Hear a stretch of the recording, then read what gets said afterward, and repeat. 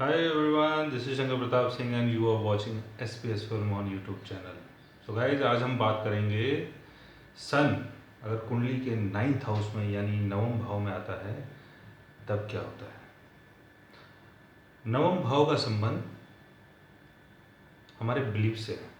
नवम भाव का संबंध हमारे फादर से है, टीचर से है, प्रोफेसर से है, टेम्पल से है और जो भी हमारा धर्म है या जो भी हमारा रिलीजन है उसका संबंध नवम भाव से। नवम भाव का संबंध वर्ल्ड ट्रेवल से है। नवम भाव का संबंध ग्लोबल अफेयर से है। और जितने भी जो हमारे देवी देवता या भगवान या जिन चीज़ों पे हम बिलीव करते हैं लाइक गुरु एंड फादर और जो भी हमारे जो टीचर होते हैं मतलब जिनके कारण हमें लाइफ में कुछ सीखने को मिलता है, कोई भी नॉलेजेबल चीज़ जो सीखने को मिलती है हमें लाइफ में या जो भी नॉलेज मिलती है वो नवम भाव से मिलती है। नवम भाव का संबंध कॉलेज से है, नवम भाव का संबंध हायर एजुकेशन से है, हायर बिलीफ से है। नवम भाव का संबंध आपके लॉ से है। यानी लॉ मीन्स क्या कि जो भी चीज़ हमारे सोसाइटी को स्ट्रक्चर दे, जो भी चीज़ हमारी सोसाइटी को एक सिस्टम दे, उसका संबंध नवम भाव से है। सन आपके फादर हैं, सन आपकी ईगो है, सन आपका सेल्फ स्टीम है, सन आपका प्राइड है और सन कहीं ना कहीं आपका डायनेमिक ऑरा है और सन आपकी क्रिएटिविटी है। दूसरा, सन का संबंध गवर्नमेंट से है, सन का संबंध किंग से है, सन का संबंध किंगडम से है। तो सन जब कुंडली के 9th हाउस में आता है तो 9th हाउस में आने के कारण हो सकता है कि आप बहुत अच्छे डायनामिक गुरु हों, प्रोफेसर हों, टीचर हों, प्रिस्ट हों, पंडित हों, या हो सकता है कि आप किसी कॉलेज के या किसी यूनिवर्सिटी के बहुत हाई अथॉरिटी पोजीशन में आप बैठे हों। आप कोई सीनियर टीचर हो सकते हैं, प्रिंसिपल हो सकते हैं, गुरु हो सकते हैं। दूसरा, 9th हाउस का संबंध हमारे फादर से भी है और सन जो है वो फादर का कारक है यानी सिग्निफिकेटर है सन फादर का। तो सन अगर 9th हाउस में आता है तो एक जो हमारी एस्ट्रोलॉजी में जो एक सूत्र है कारको भाव नाशो, जो जिस घर का कारक होता है वो उस घर का नाश कर देता है। तो इसमें सन जो है वो 9th हाउस को कैसे डैमेज करता है, इसमें क्या है, जैसे मान लो कि 9th हाउस का संबंध हमारे गुरु से है, हमारे फादर से है, तो जो आपके फादर होंगे वही आपके आइडल होंगे लाइफ में। यानी कहीं ना कहीं जो आपका बिलीफ है वो आपके फादर से जुड़ा होगा या आपके गुरु से जुड़ा होगा या फादर फिगर जो भी हैं उनसे आपका बिलीफ जुड़ा होगा। तो उन्होंने जो भी आपको गाइड किया होगा लाइफ में, आप उसी को लेके लाइफ में आपने चीज़ों को समझा है और जाना है। लेकिन आगे चल के क्या होता है कि जैसे जैसे आप ग्रो होते हैं, जैसे जैसे आप बड़े होते चले जाते हैं, तो जो सन है आपका, जो सन है वो 9th हाउस में है, तो आपका जो बिलीफ सिस्टम है वो भी धीरे धीरे करके बढ़ना शुरू हो जाता है। तो आगे चल के कई बार इसमें ये दिक्कत आती है कि आप फादर की चीज़ों को फॉलो नहीं करते, क्योंकि आप फादर से ये बोल सकते हैं कि जो आपको आता है वो मुझे भी आता है, या जो आपके गुरु को आता है वो मुझे भी आता है। तो इसके चक्कर में हो सकता है कि फादर के बीच में और आपके बीच में हो सकता है कोई बहस हो जाए या कोई ऐसा मुद्दा खड़ा हो जाए जिसको लेके हो सकता है कि दोनों एक दूसरे से मिलना पसंद ना करें या दोनों के बीच में एक दूसरे को लेके कहीं ना कहीं ईगो बैटल चलेगा।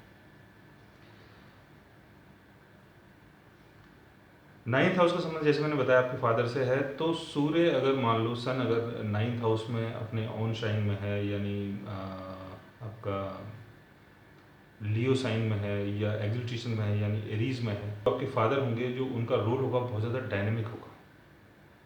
वो सोसाइटी को रूल करना चाहेंगे as a teacher, as a preacher, as a pandit. वो जिस भी रोल में होंगे वहाँ कहीं ना कहीं वो अपने लिए चाहेंगे कि लोग उनको प्रेज करें और उनको वैल्यू दें, और वो चाहेंगे कि मैं सबसे ऊपर रहूं, मैं सबसे टॉप में रहूं। दूसरा, आपके फादर बहुत ज़्यादा ईगोइस्ट हो सकते हैं, बट आपके फादर के अंदर डिवाइन नॉलेज, डिवाइन पावर बहुत ज़्यादा होगी। अगर सन यहाँ पर अपने फ्रेंडली शाइन में है या ऑन शाइन में है या सन यहाँ पर उचका है।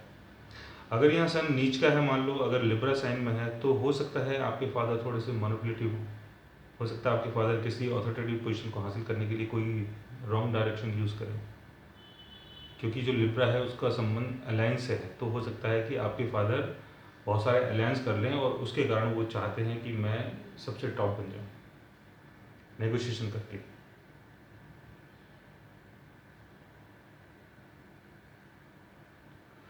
नाइन्थ हाउस का संबंध वर्ड ट्रैवल से भी है। तो जब भी आप वर्ड ट्रैवल करोगे तो कहीं ना कहीं आप अपने आप को बहुत ज़्यादा डायनेमिक फील करोगे, और आप ये फील करोगे कि जहाँ भी आप जाते हो लोग आपको वैल्यू देते हैं, आपकी नॉलेज को लेके, आपकी प्रीचिंग को लेके, और जो भी आपका रोल रहेगा सोसाइटी में, वो आप ये चाहेंगे कि जो मैं जो सोसाइटी को दे रहा हूँ, तो सोसाइटी उसके बदले मुझे कहीं ना कहीं वैल्यू दे।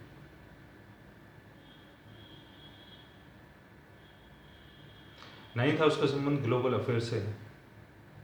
तो आपकी जो सोच होगी वो बहुत ज़्यादा बड़ी होगी, उसका जो दायरा होगा वो बहुत ज़्यादा फैला हुआ होगा।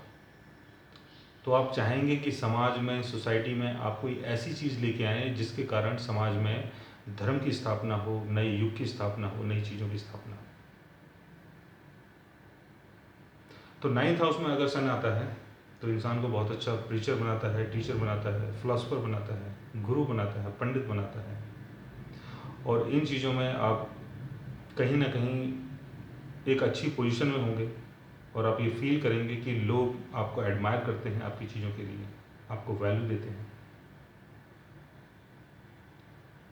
लेकिन इसमें एक नेगेटिव चीज़ ये आ जाती है कि आप अपने अंदर बहुत ज़्यादा ईगो महसूस करेंगे अपनी नॉलेज को लेके। आप अपने आप को बहुत बड़ा पंडित समझेंगे, आप अपने आप को बहुत बड़ा ज्ञानी समझेंगे। और अगर आपके फादर हैं, अगर आपके फादर मान लो बहुत स्ट्रॉन्ग पोजीशन में है, यानी नाइन्थ हाउस का जो लॉर्ड है वो भी स्ट्रॉन्ग पोजीशन में है, और जो सन है वो अपने फ्रेंडली साइन में है, या एग्जल्टेशन में है, या उच्च का है, तो आपके फादर अपने आप को एक भगवान की तरह समझेंगे कि वो दुनिया में सबसे बड़े वही हैं और उनसे बड़ा कुछ नहीं है।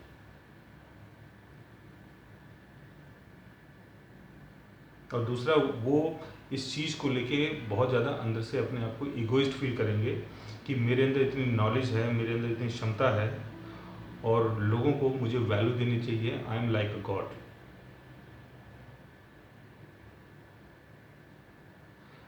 तो दोस्तों, आज मैंने आपको ये बताया कि सन यानी सूर्य जब कुंडली के नवम भाव में आता है तो क्या होता है।